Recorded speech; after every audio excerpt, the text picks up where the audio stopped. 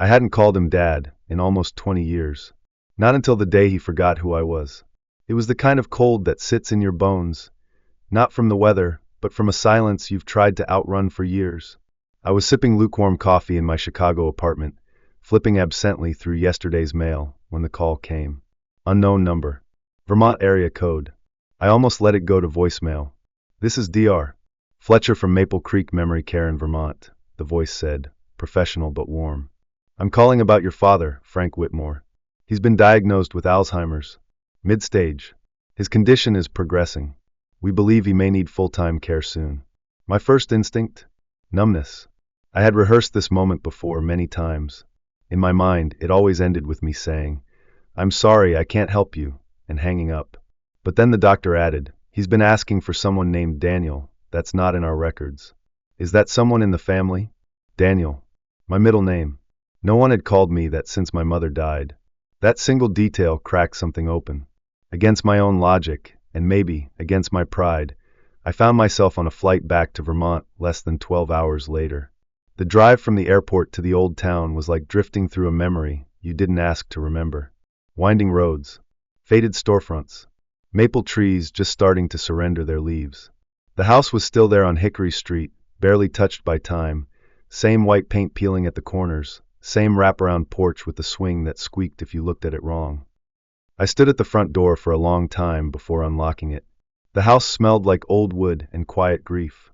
Dust hung in the air, visible in the golden sunlight that streamed through half-drawn curtains. I wandered room to room, each one frozen in time. The piano in the living room was covered in a gray sheet. My father hadn't played it in years. Music used to live in this house once. Now, it was buried under silence and dust. I found him in the den, dozing in his favorite recliner, a wool blanket draped over his knees. He looked smaller than I remembered. Older, of course, but not just in years. As though life had slowly worn him down, until only a whisper of the man remained. He stirred when I entered. "You the new nurse?" he asked, blinking up at me. I froze. "No, Dad. It's me, David." A long pause. "I had a son named David," he murmured, his eyes drifting away from me. "He was angry a lot. Quiet kid. Loved chocolate milk." I swallowed hard. "Yeah, that was me."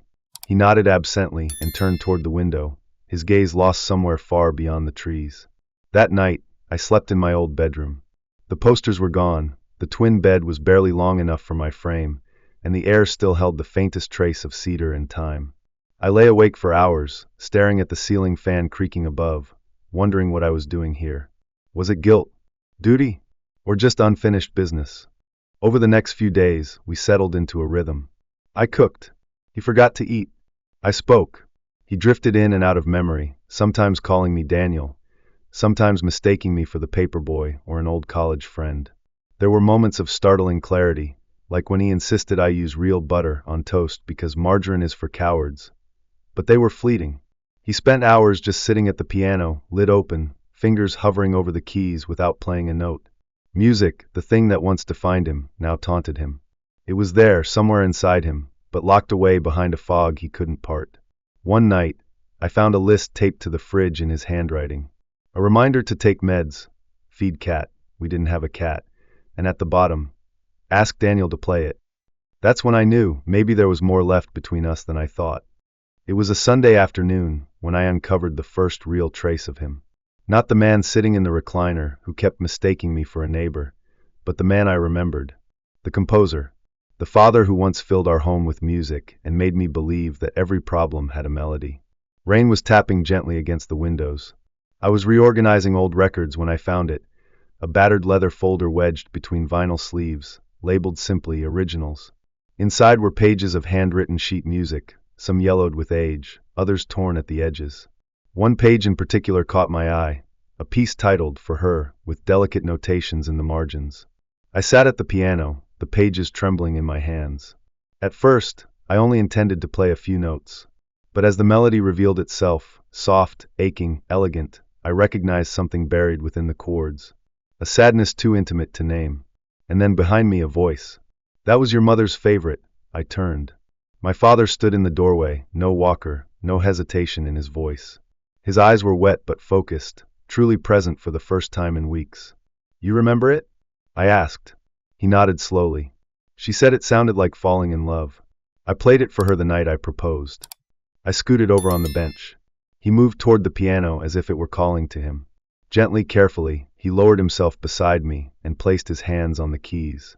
We played together, slow and unsteady, like dancers relearning the steps. Afterward, we stayed at the piano for what felt like hours. He spoke about the early days, sneaking midnight coffee with Mom in college, how they danced barefoot in the kitchen to scratchy jazz records, how he once sold his guitar to buy her a necklace for their anniversary. Then his voice dropped. After she died, the house stopped singing.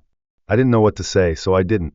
That night, unable to sleep, I ventured into the attic. I hadn't been up there in decades. Dust hung like fog, the floor groaning beneath my steps. In the far corner was an old cedar chest I remembered from childhood, the one I was never allowed to open. Inside, hundreds of pages of music, all handwritten, all unpublished, some labeled for her, others with cryptic initials, others still without any name at all. But beneath one stack was a black and white photograph of a woman I didn't recognize.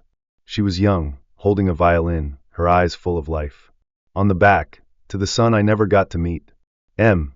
I stood there in that attic, my heart racing and hands trembling, as the weight of something unspoken came pressing down on me. This wasn't just about memory loss. This wasn't just about me and my father. This was about a story I'd never been told, and a song that had never been finished. For the next few days, I walked around with that photograph like it was burning a hole in my pocket. I couldn't shake her face, the quiet beauty, the way she held the violin like it was her heart. And that note on the back, to the son I never got to meet. It wasn't vague. It was specific. And it raised a question I couldn't ignore. Had my father, this man who barely spoke to me for 2 decades, hidden an entire chapter of his life from me? And if so, why? I needed answers. I turned to the only person in town who might have them, Mrs. Evelyn Hart, our longtime neighbor. She was in her late 80s now, sharp as a needle and twice as pointed. She used to babysit me and deliver fresh pies to our porch every Sunday without fail. When I knocked, she opened the door and gasped, "David Whitmore, Lord have mercy, you look just like your father, only better hair." I managed a tight smile. "I was hoping you could tell me about someone named Maria Alvarez." Her face stiffened slightly, like a photo developing too fast. She stepped aside and waved me in. We sat in her sunroom, warm light spilling across faded quilts and the smell of cinnamon tea filling the air. I handed her the photo. She held it with trembling fingers. "Oh my," she whispered. "I haven't seen this face in almost 50 years." She told me everything. Maria and my father met in Boston. They were both attending a conservatory. He was writing music. She was a rising violinist with fire in her soul. Everyone believed they'd end up together. But Maria's mother fell terminally ill, and she had to leave abruptly, returning to Texas. No cell phones, no email, just handwritten letters that, apparently, never found their way to each other.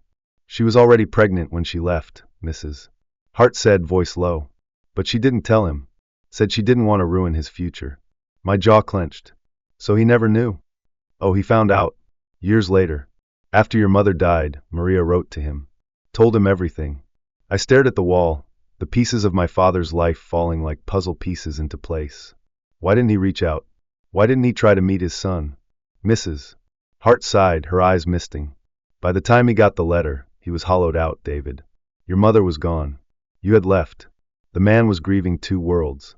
I think he was afraid that if he tried and got rejected, it would destroy what little of him was left. It made more sense than I wanted it to. Later that night, back at the house, I sat in front of the cedar chest again. I ran my fingers over the red ribbon tied around a bundle of sheet music titled Symphony in 3 movements for him.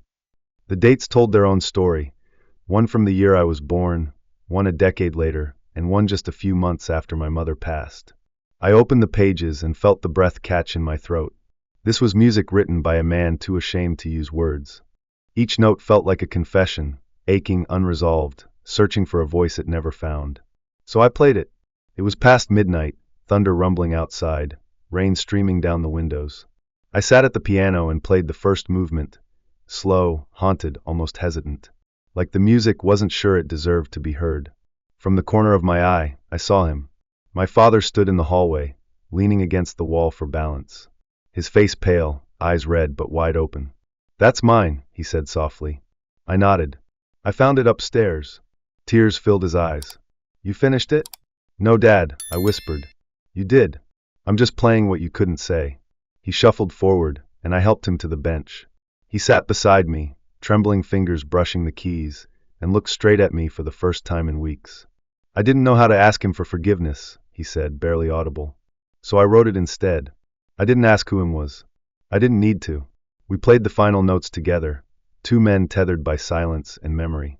And when the last chord faded, he turned to me, placed a hand on my shoulder, and said through tears, "Thank you for not letting my music die with me." 3 weeks later, I stood beside my father's grave. He died peacefully, quietly, just as he had lived the last years of his life. No dramatic moments, no parting speech. Just a final breath as the sun rose through the window of his room. I had been sitting there with him, holding his hand, humming the melody of the second movement. It was the only time I ever saw his face look truly at peace. We held a memorial in the old community hall. Instead of speeches, I asked for silence and music. I had arranged for a small chamber ensemble to perform his symphony for the first time. They rehearsed it exactly as he wrote it, raw, unfinished, aching in all the right places. When the final movement began, I noticed someone sitting alone at the back of the hall. Mid-30s. Tall. Dressed in black. A violin case leaning against his leg. After the performance, he approached me. "You're David?" he asked. I nodded, already knowing who he was. "I'm James. Maria was my mother." The air seemed to thin around us. He looked down, unsure. "I didn't come here for anything. I didn't even know if I'd stay. I wanted to hear the music." I took a deep breath. "Did you know about him? About my father?" "Not until a year ago," he said. "After my mom passed. I found her letters. And then, I found the symphony." He unzipped his violin case. Inside, along with the instrument, was a bound copy of my father's handwritten music, scanned, printed, pages carefully annotated. "You've been playing it?" I asked. He smiled sadly. "Trying to." A long silence followed. Not awkward, just full. "Then, for reasons I still don't fully understand," I said, "play it with me. Now." We walked to the front of the hall, alone on that small wooden stage. I took my seat at the piano. He raised his bow. And we played. The music filled the empty room, pain and beauty, longing and peace. Our hands spoke a language neither of us had ever been taught. Somewhere between the notes, I stopped thinking of him as the son my father never met, and started thinking of him simply as my brother. When we finished, we didn't say anything. We didn't have to. My father never saw the inside of Carnegie Hall, never released an album, never received standing ovations. But what he left behind was far more meaningful. He left a bridge, built from silence, loss, and melody. And somehow, through that music, he brought his sons together. James and I perform the symphony every year now, at a local fundraiser, then at the music school where I now teach. We never introduced it with long speeches.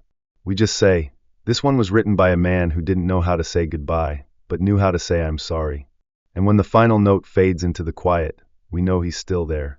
Not in memory. In music.